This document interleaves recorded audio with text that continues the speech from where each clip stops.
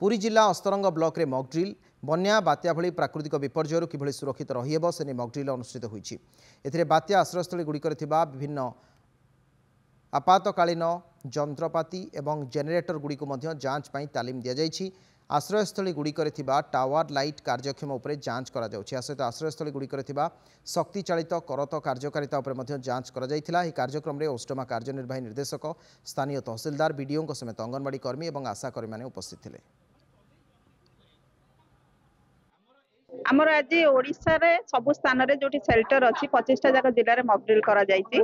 एंडरे प्रति वर्ष जून 19 तारिख दिन आमे मॉक ड्रिल पालन करू एवं यह विपर्यय परिचालना प्रस्तुति रे हमको सहाय्य करे एवं आमर पुरी रो मध्य आमर 179 शेल्टर्स अच्छी आम निर्देश अनुसार 179 शेल्टर रे मॉक ड्रिल हेइबा आशा करा जाउछि। तळे गोटे बन्या बा बात्या आसुची तार प्राक सूचना जेतळे मिलिबो आमे किपरि गोटे विपदपूर्ण स्थानरू तांको बात्या आश्रयस्थली बा कोनोसी सुरक्षित स्थान को आनिबा से विषय धारणा तो आगुआ दिया जाइए एटिकार जो वॉलंटियर मानकू ताहाकू पुणी गोटे रिहर्सल टाइप रो करिलु।